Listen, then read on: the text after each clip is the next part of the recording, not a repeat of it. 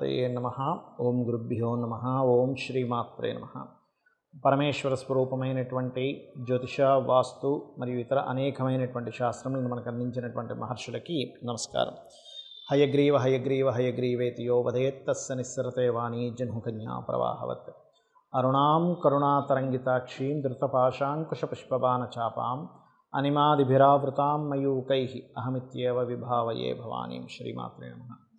మనం ఈరోజు చెప్పుకోబోయేటువంటి టాపిక్ ఏమిటి అంటే, మనకున్న సమస్య ఏమిటి, అది ఏ లగ్నమైనా ఏ రాశి అయినా సరే, ముఖ్యంగా మనకున్న సమస్య ఏమిటి, ఆ సమస్యకి అది క్లియర్ అవ్వడానికి మనము అమ్మవారి నామాల్లో లేకపోతే ఒక చిన్న తాంత్రిక సంబంధంగా ఏ పరిహారం చేసుకుంటే అది క్లియర్ అవుతుంది, దానికి ఎటువంటి నియమ నిబంధనలు పాటించాలి అనేటువంటి విషయం మనం చెప్పుకుందాం. ఒక్కొక్క సమస్య రీత్యా కుజగ్రహము ఎవరికైనా మీ జన్మజాతకంలో పాడైతే చాలామంది ఏమనుకుంటారంటే కుజదోషము. నిజమే, కుజదోషమే. కాకపోతే ఆ కుజుడు ఎక్కడ ఉండి దోషాన్ని కలిగించాడు? లగ్నంలో ఉన్నాడా? లగ్నాన్ని పాడు చేస్తాడు. పాడై ఉంటాయి అంటే ఏమిటి?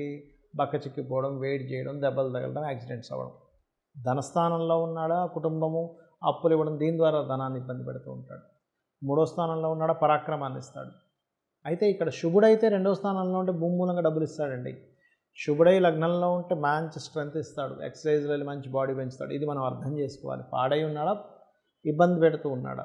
ఈ కాన్సెప్ట్ అర్థమైతే కుజదోషమనో ఇంకోటి ఏదో అయిపోయిందనో, అష్టమంలో కుజుడు ఉన్నాడు అమ్మో అనో ఉండదు. అష్టమంలో కుజుడు ఉంటే, మరికొంతమందికి శుభుడై ఉంటే మీకు పూర్వీకుల మూలంగా కొన్ని వేల కోట్ల రూపాయల డబ్బులు వస్తాయి భూముల మూలంగా. ఇది చాలామంది తెలియదు. అలాగే చతుర్థంలో కూడా శుభుడై ఉన్నాడు, అప్పుడేమిటి? ఫ్యాక్టరీస్ పెడతాడు. శుభుడై ఉంటే గుర్తుపెట్టుకోండి, మంచి ఫ్యాక్టరీస్ పెడతాడు. మంచి ఎగ్జాల్టెడ్ పొజిషన్లో ఉన్నాడు అక్కడ, దాని కారకత్వం బాగుంది. ఇంకొక ధనాన్ని ఇచ్చే కారకుడితో ఉన్నాడు. భూముల మూలంగా, ఫ్యాక్టరీస్ మూలంగా, తల్లిగారి నుంచి వచ్చేటువంటి భూమి మూలంగా అద్భుతంగా ఉంటుంది. పంచమంలో ఉన్నాడు కాబట్టి కొంచెం అగ్రెసివ్గా ఆలోచనలు, సంతానం కొంత అగ్రెసివ్గా ఉండడం. బట్ ఇక్కడ పంచమాధిపతిని కూడా తీసుకోవాలి మనం. 6లో ఉన్నాడు, శత్రువు నిలబడలేడు మీ ముందుని. అసలు నిలబడ్డంతే, శత్రువు హతం అవ్వాల్సింది 6లో కుజుడు ఉంటే. 7లో ఉన్నాడు, వివాహం అనగానే కొంత తెలియని ఒక చిన్న ఘర్షణ. అయితే 7వ అధిపతి బాగుంటే మళ్ళీ ఏమి ఉండదండి, భార్య స్ట్రాంగ్ ఉంటుంది అంతే, అంతకుమించి ఏం కాదు అక్కడ. అష్టమంలో ఉన్నాడు, ఇందాక నేను చెప్పాను యాన్సిస్టర్స్ ప్రాపర్టీస్ వస్తాయని. కాకపోతే పాడైతే మాత్రం యాక్సిడెంట్స్ అవుతూ ఉంటాయి. 9లో ఉన్నాడు, ఉన్నప్పుడు ఏమిటి? కొంచెం నిష్టగా చేస్తూ ఉంటారు పుణ్యకర్మలు, నేను ఇది చేస్తాను అనేటువంటి. కానీ ఇది పాడై ఉంటే తండ్రి కోపిష్టై ఉంటాడు, తండ్రి మూర్ఖంగా ఉంటూ ఉంటాడు, తండ్రి ఏ మాట వింటే. ఇది పాడైతే.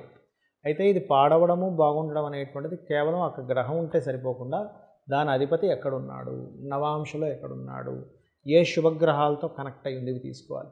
దశమంలో కుదురున్నాడంటే అమ్మో నాకు ఎప్పుడూ స్ట్రెస్ ఉంటుందా ఉద్యోగంలో అనుకోవడానికి లేదు. గుర్తుపెట్టుకోండి, దశమంలో పాడై ఉంటేనే స్ట్రెస్. శుభ్రంగా ఉన్నాడు, దశమాధిపతి కూడా బాగున్నాడు, ఎగ్జాల్టెడ్ పొజిషన్లో ఉన్నాడు, లీడర్ పొజిషన్ ఇస్తాడు అక్కడ మీకు. ఇది గుర్తుపెట్టుకోవాలి. లాభంలో ఉన్నాడు, అక్కడేమిటి? కొంతమంది సెక్యూరిటీ సర్వీసెస్ బిజినెస్లు చేస్తుంటారు, వాళ్ళకి ఆ యోగాన్ని ఇస్తాడు. వ్యయంలో ఉన్నాడు, తండ్రికి ఆస్తిని ఇస్తాడు. ఇది బాగుంటే. పాడైతే తండ్రి ఆస్తి కొని అది ఎవరో కబ్జా చేసుకొని ఇలాంటివి ఇస్తాడు. లేదా జీవిత భాగస్వామితో వివాహ జీవిత విషయంలో ఇబ్బందులు ఇస్తూ ఉంటాడు.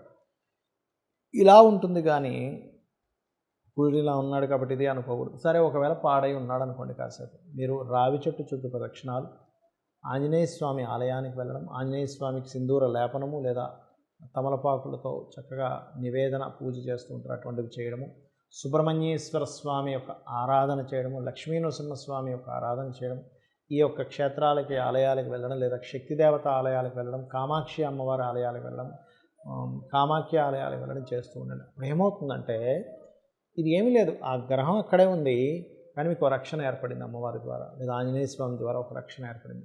ఈ రక్షణ ఏర్పడి మీరు రక్షింపబడతారు. ఇది గుర్తుపెట్టుకోండి. చాలామందికి వాళ్ళ జన్మజాతకంలో ఉండేటువంటి బలము సరిగ్గా లేదు, అందుకే ఇలా జరుగుతుందనే విషయం తెలియక పక్క వాళ్ళ మీదో ఇంకోళ్ళ మీద నిందలు వేస్తూ ఉంటారు. కానీ జన్మజాతకంలో పూర్తిగా ఉంటుంది మీకు సంబంధించింది.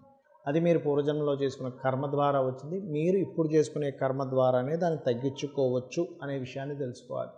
ఎలా అంటే, ఒక వ్యక్తి సరిగ్గా ఎదగలేకపోతున్నాడు, అనారోగ్య బాధలు పడుతూ ఉన్నాడు, గుర్తింపు లేక ఇబ్బంది పడుతున్నాడు అంటే లగ్నం పాడైందని అర్థం అక్కడ. ధనపరంగా ఇబ్బంది పడుతున్నాడంటే కుటుంబ స్థానం అయినటువంటి రెండవ స్థానం, ధనస్థానము కుటుంబ స్థానం అయినటువంటి ధనాధిపతి పాడయ్యాడు, శుక్రుడు పాడయ్యాడనే విషయాన్ని తెలుసుకోవాలి.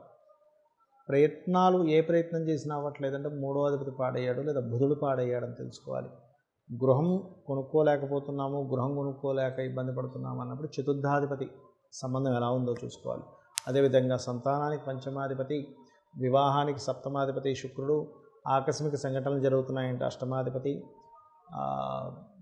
పెద్దల యొక్క సపోర్ట్ లేదు లేదా గైడింగ్ సరిగ్గా లేదంటే భాగ్యాధిపతి సరిగ్గా లేదని. ఎందుకంటే భాగ్యం అదేంటి, పెద్దలు చెప్పినటువంటి ఒక మంచి మాట మీకు ఒక అద్భుతమైనటువంటి యోగాన్ని ఇస్తుంది. దాన్నే భాగ్యం అంటారు. 9వ స్థానం తండ్రి స్థానం అంటారు. అందుకే చూడండి, ఎవరికైనా తండ్రి బాగుంటే ఆటోమేటిక్గా పిల్లలకి ఇది సపోర్ట్ని అందించగలుగుతాడు. కాబట్టి అది అలా ఏంటంటే మీ కెరియర్కి దశమాధిపతి, మీ లాభాలకి లాభాధిపతి, మీ ఇన్వెస్ట్మెంట్స్ 12th హౌస్లో చూసుకోవాలి.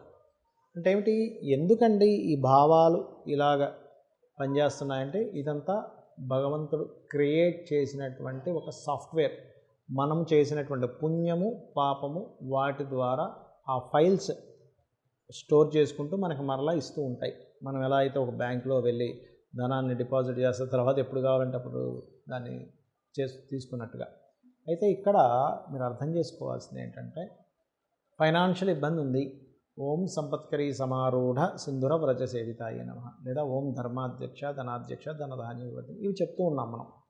లేదా అప్పులు ఉన్నాయంటే ఓం అపర్ణాయ నమః అని చేసుకోండి అని.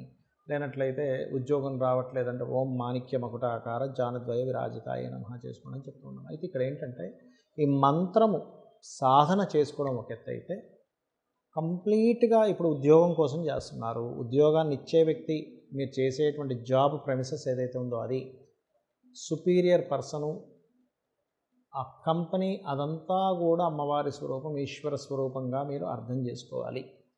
మీరు పూజ గదిలోనో లేకపోతే ఆ అర్ధగంట 40 నిమిషాలు గంట సేపు చేసే మంత్రం మాత్రమే అమ్మవారు కాదు. ఇది అమ్మవారి అనుగ్రహం. జాబ్ కానివ్వండి, సంతానం కానివ్వండి, వివాహం కానివ్వండి, ఇన్వెస్ట్మెంట్స్ కానివ్వండి, ఏదైనా కానివ్వండి. అలా ఎప్పుడైతే ఫీల్ అయ్యి మీరు చేస్తారో సమస్తం ఈశ్వరమయము, అమ్మవారమయము, ఆ యొక్క విష్ణుమయము, మీరు ఏ దేవతా స్వరూపం అనుకుంటే ఆ యొక్క మయంగా ఉందని భావిస్తారో దానిలో ఆనందంగా, ఆ యొక్క ఆనందంలో మీరు ఎప్పుడైతే మునిగి తేలుతూ ఉంటారో, సమ్టైమ్స్ ఒక్కోసారి చిరాకు వస్తూ ఉంటుంది, రాదని కదా, నాకు కూడా వస్తుంది చిరాకు. సమ్టైమ్స్ అవతల వాళ్ళు చేసేటువంటి కొన్ని విషయాలు మనకు అర్థం కాక చిరాకు పడుతూ ఉంటాం. వాళ్ళు ఏదో కావాలని చిరాకు పెట్టడం కాదు, మనకు అర్థం కాక చిరాకు పడుతూ ఉంటాం, స్ట్రెస్ అవుతూ ఉంటాం, కోప్పడుతూ ఉంటాం, లేకపోతే వెక్స్ అయిపోతూ ఉంటాం. కానీ తర్వాత రియలైజ్ అవుతూ ఉంటాం. ఇది లైఫ్లో పార్ట్. ఒక మెచ్యూరిటీ లెవెల్స్కి వెళ్ళిపోయామంటే ఎప్పుడు ఆవేశపడమని కాదు, ఎప్పుడు చిరాకు పడము, మనం ఒక బుద్ధుల్లా ఉంటామని కాదు.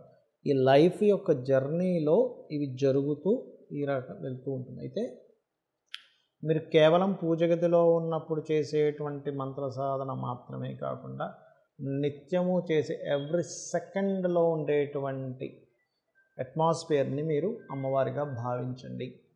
ఇది యాక్చువల్ ఆరాధన, అమ్మవారి చేసే ఆరాధన నిజమైనటువంటి ఆరాధన ఇది.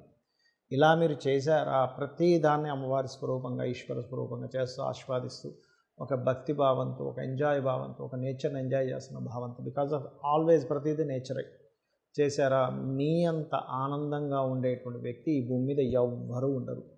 It's true. ఇది గుర్తుపెట్టుకొని మీరు ఇది అనుసరించి చూడండి, మీకే తెలుస్తుంది. మీకు ఆ అమ్మవారి యొక్క అనుగ్రహం పరిపూర్ణంగా కలగాలని మనస్ఫూర్తిగా కోరుకుంటూ శ్రీమాత్రే నమః.